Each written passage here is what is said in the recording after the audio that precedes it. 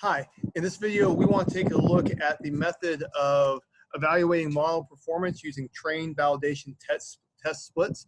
Okay, so everything we've done so far has really used statistics and hypothesis testing and assumptions and stuff like that to decide, is this a good model? Well, this is fine and dandy for a lot of situations where, like, hypothetically, or under assumptions, under hypotheses, we believe things to be true. And those situations work very well when we have like small data and we have to make assumptions. Now, when we start talking about like larger data situations and more complicated model structures, the hypothesis testing point of view really doesn't get the traction that it would in other situations. So like the classical statistics point of view, that's really the best situation when I'm interested in hypothesis testing, or I'm interested in a situation where I have very little data to work with. And basically we compensate for the lack of data with assumptions. And that's really the only thing we can do in real life. Because if I don't have very many data points to work with, I have to fill in that lack somehow. Well, when I get into like a big data situation, whatever big data means, and I'll probably talk about that later in another video, I don't need assumptions. I don't need hypothesis testing. All right, so if you think about like all the things from hypothesis testing and standard error, stuff like that, basically everything is going to be statistically significant under a walled test when I have big data. That's just how it's going to work out. Well, so that kind of shows that classical statistics really doesn't have the oomph that we want when we want to start doing things like machine learning. All right, well, so we need a different method. And somewhere down the road, somebody figured out to do something called trained validation and test. Okay, here's our game plan. I'm going to break up the data into 3 subsets. I'm going to have a train set, I'm going to have a validation set, and I'm going to have a test set. Okay, so I'm breaking up the data into 3 different groups, and no data point is in 2 different groups or 3 groups. Each data point is in 1 group and 1 group only. Okay, so what we're going to do on the train set, and so train, think of that as like building muscles, exercising, training your brain, stuff like that. On the train set, I'm going to build my model. Then I'm going to build multiple models on this set. Then what I'm going to do, I'm going to use the validation set. I'm going to run the model, making predictions on my validation set. And I'm going to compare the predictions to the observed target variable. Okay? And then what I'm going to do, I'm going to find the model that had the best validation statistics. So in the example we're going to run through, we're going to build 9 different models, and we want to select the best one. Okay, so what I'm going to do, I'm going to take the training set, I'm going to build 9 different models on that set.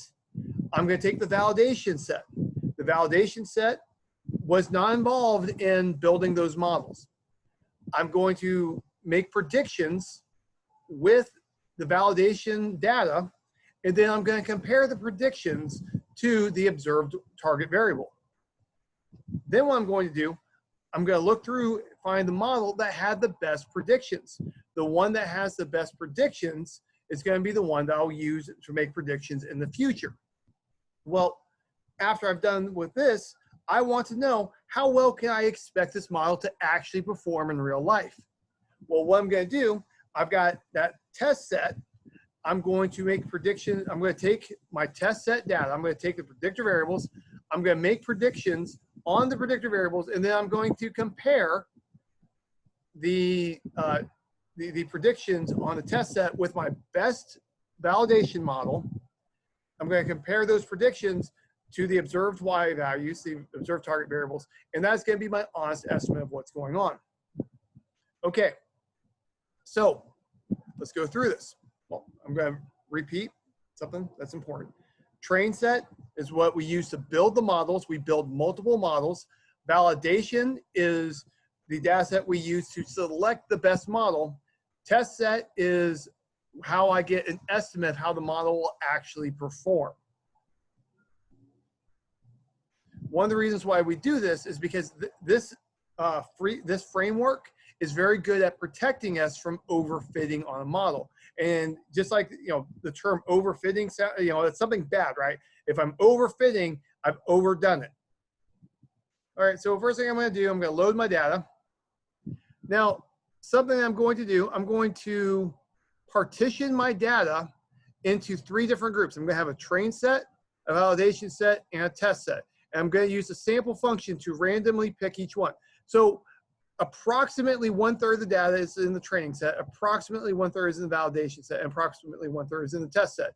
Now, this data set isn't very big, so I'm going 1/3, 1/3, 1/3. If I had a larger data set, I would probably go like 70, then 15, 15%. You know, there's different ways to go about it, but I was playing around and I feel like 1/3, 1/3, 1/3 works for this small data set to be able to pull off what I want to do in this example. All right, so something I like to do when I start a machine learning project, I like to organize my variables in a manner that makes sense. So here, what I did, I put the ID column first, I put the partition column next, target variable, and now I have my predictor variables. Now, I have the predictor variables in a particular order that will become apparent in a moment. Basically, it will correspond to the variables that I add them in as I make a more comprehensive model. And then one thing I like to do is I start to like organize my predictor variables. For data prep, well, usually I'll have all of my continuous predictor variables in one group, all of my continuous predictor variables in one group, and all of my discrete predictor variables in another one, because the data prep will be different for each one, but that's not part of this. Okay, so I was working through the data, and to me, case number 47 seems awfully different than the rest, so I went ahead and threw it out. So when you do machine learning programs, a lot of times you really don't want outliers. If you have like extreme outliers floating around, anomalies, then it can really throw off your data. So you always want to be watching out for it.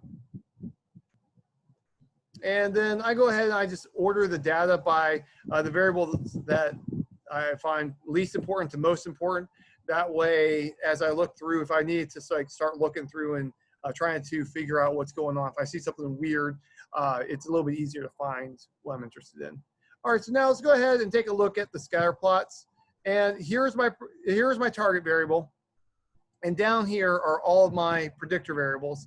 And so it's not quite an improvement as we go from left to right on these scatter plots, but you can see that overall the scatter plots are better on the left than they are on the right for the purpose of linear regression. And we do notice that there is like a positive correlation going on. You know, there's something going on here. It's hard to see it with such small squares here, but I went through and I explored it before the video, and I can definitely see that there's something going on. There is a little bit of collinearity here. All right, so when I do a machine learning project, I'm going to build a lot of models. I might build hundreds of models, honestly, when I'm working on this. Anytime I'm doing predictive analytics, I'm going to be building a lot of models, trying to figure out which one's the best. Something to always be mindful about. When you are building multiple models and you select like the best one, that will be an optimistic number for what's going to happen in the future when you make predictions down the road. Why is that? Because if I'm picking the best, well, is the best going to be better next time around? Probably not. The best is probably going to drop down a little bit. So always remember that the more models I build for a machine learning project, the more optimistic my statistics usually are. So for the future, when the actual results come out. Because in this type of project, my goal is to create a crystal ball into what's going to happen in the future for that one target variable. All right, so when I use the leaps package to tell me what I should do, it goes through and it gives me an idea of what what I should have for each of the models. And what this function does, it tells me, okay, what is the best one variable model to get? What is the best two variable model to get? What is the best three variable model, four variable model, and so on. And what we're going to do is we're going to build each of those. And why? Because that's a pretty quick and easy way to build models. Okay, so what I'm going to do, I'm going to build a bunch of models. Now, something I'm going to do that is usually pretty new to undergrad students working with R is I'm going to store things in a list. Why am I storing things in a list? Because it's going to be a lot cleaner for me to do stuff down the road. It's going to keep my workspace decluttered. It'll be neater to work with. You want to keep like items together in lists when you do your actual programming. This is something that I rarely see professors do. I can tell you, like, if you're going to start doing like some serious lifting in machine learning and statistics, data science, stuff like that, and you're using R, you need lists. You absolutely have to use them. And Python has similar structures. Okay, so how I'm going to name my models, I'm going to name, it's named 0 for the one with just the y-intercept, no predictor variables, 1 for one predictor variable, 2 for two predictor variables, and so on down the road like that. That way it's an easy convention for me to know what's going on. Because honestly, for this project, I don't care what the predictor variable is. I just care about how well will it make a prediction in the future. Something that's very important about this, when I'm building this model, you notice I've got the linear model function. You'll notice that I'm only using the data that's in the training data set. That's important because remember, I partitioned my data into 3 groups. The training data is the data I use to build the models. And, so I've got 1 predictor here, 2 predictors here, 3, 4, and so on down the list. All right. All the way down to 8 predictor variables.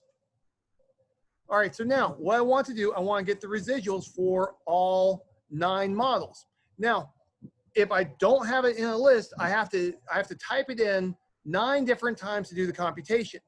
What I'm going to do, I'm going to use the sapply function to spit this out for me, make this easy peasy lemon squeezy. All right, so either I can write this much code using sapply, or I can write this much code. Can't even see it on the video. I'm going to write this much code so that I can do it if I have to do it 9 times repeatedly. All right, if I have to do something 9 times repeatedly, that's bad practice for updating your code down the road. So there is really no disadvantage to using lists except for your level of uncomfortableness with lists. All right, so what I'm going to do, I'm going to make it for each model, I'm going to make a prediction. And then I'm going to take the actual observed value and I'm going to subtract. Now, what I'm going to do, I'm going to do this prediction, then subtract the observed model on the training set, the validation set, and the test set. In real life, in real life practice, this is what I really do. The only reason why I do this on the train set, there's 2 reasons why I would do this on the train set to check the statistics. 1, for teaching, so I can show a point in an upcoming plot. The second is to look if there's any outliers floating around. If I get weird results from my model performance statistics, then a lot of times it's because I have an outlier floating around. If my validation or my test statistics are better than my trained statistics, then there's probably an outlier there. Almost 100% of the time, your training residuals will be smaller. Why is that? Well, the model is being built on the training data set.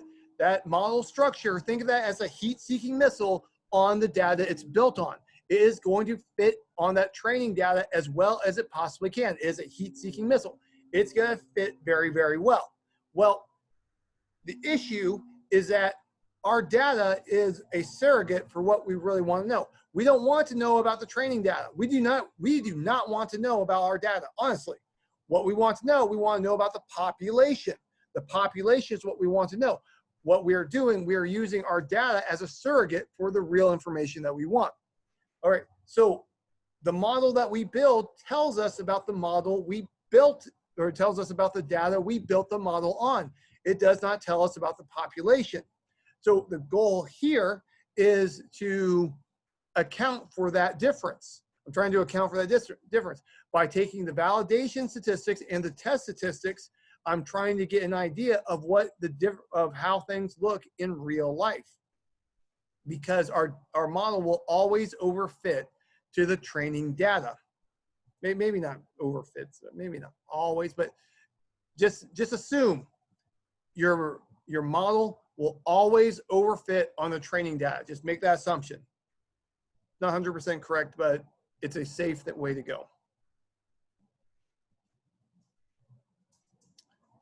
All right, so I'm going to repeat this 3 times. And honestly, repeating my code 3 times is poor practice. But there's already like a function in sapply. I thought that there was enough going on inside this chunk of code that I didn't want to make anything more complicated.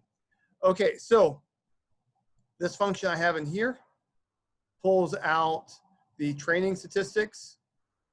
This function right here pulls out the validation statistics.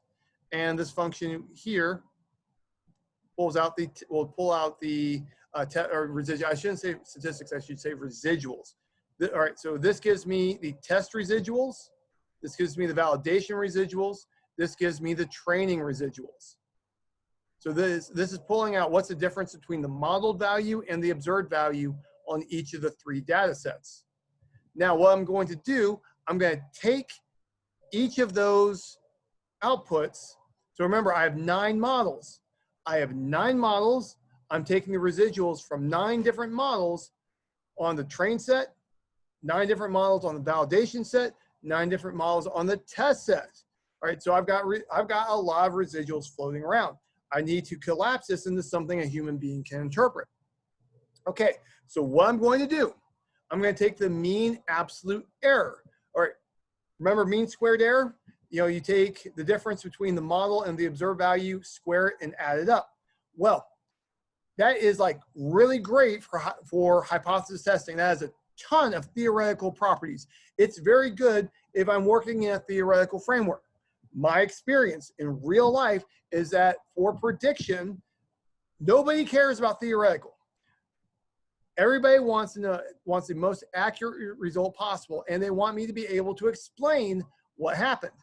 Okay, if I'm squaring something, it's hard to explain to people how like squaring is related to what's actually going on. Mean absolute error is the average difference between the model and the observed value, absolute value, right? All right, so that's the same scale as the original observations. It's easier to explain. So, and I also find it's a better framework for actual real life predictions. So I'm going to take the mean absolute error for each of the models on the training set. I'm going to take the mean absolute error for each of the validation residuals, and then mean absolute error for the test. So I've got 9 different models. I went through and I got the residuals for each of the 9 models for each of the 3 data sets. I'm going to take the absolute value of the difference between the or absolute value of the residuals, and then I'm going to take the average of them for each of these sets and for each of these models. Now I'm going to go ahead and plot this. All right, and here I'm just plotting things. So here I've got 9 different models going from like 0 to 8 predictor variables. And here this is taking the maximum to the minimum mean absolute error.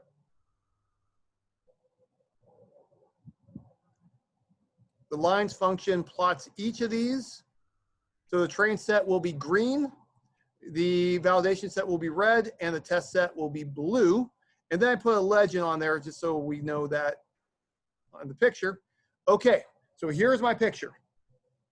first thing I want you, more than anything else, if you walk away with only one thing from this video, I want you to know this one point, is that almost always we will get the best statistics off of our training data set. All right, so you notice that the green is the lowest every single time. So I was taking the average of the absolute error. All right, so if I'm talking about error, I want that small, right? I want small error, and I've got absolute values. I'm taking the average of it. So the smaller it is, the better it is. Now, you can see that this is much better than these values up here. These values up here vertically is a better representation of how the model will actually perform. Okay, so what I would be doing if this was a real life project, I would look here. If I see that any of my training statistics are better than my validation or test statistic, I probably have an outlier or anomaly in my data. And what I would do, I would go back, find it, and kick that out. Okay, now the validation set. What I'm going to do, I'm going to find the model that has the best validation statistic, and then I'm going to say, hey, whichever one has the best validation statistic, that is going to be the model I use. So here, model 7 predictor variables, is the one that I would use for this situation. Now, what do I use the test statistic for? The test statistic is basically giving me an honest estimate of how that model will perform. All right, here we only have 9 models. There aren't a whole lot. If I had hundreds of models on there, picking the best validation statistic will also give me an optimistic number. Not as optimistic as the training data will, but it will still be optimistic. So I want an honest estimate of what's going to happen in the future when I use the model going down the road. Because honestly, you will never have a perfect predictive model. You never will. Give it up. Deal with it. I know you want it. I know you'd be able to make a name for yourself if you did. It's not going to work out that way. All right, so here, the red and the blue are pretty close together. So that's a sign that I don't have like overfitting issues going on, which is good. If you start seeing like big discrepancies, there might be something hinky going on. All right, so my final model is the model with 7 predictors. And so this is the actual model itself. And if I want to know, going forward, what would be like a typical, like how well will I expect it to perform in the future? I would say, if I see a mean absolute error of 0.6 between my predicted value and future values, then that's probably a realistic estimate. So an example of doing this, let's say that I have data from last year. Let's say I have data from, the last holiday season on my toy sales. And I want to predict how much money we can make off of toy sales so that we can go ahead and modify like staffing and ordering and stuff like that. Well, I need to have an idea of how good my model is before I start changing a lot. If I see that my estimate isn't going to be very accurate, I don't really want to use my model as a heavy way to make decisions. If I see that it's a very good model, very reliable, then you know what? I can be a little bit more aggressive about making staffing decisions and ordering decisions because I am confident that my model is giving me good, solid information. All right, well, that's all I've got for you. Take care and goodbye.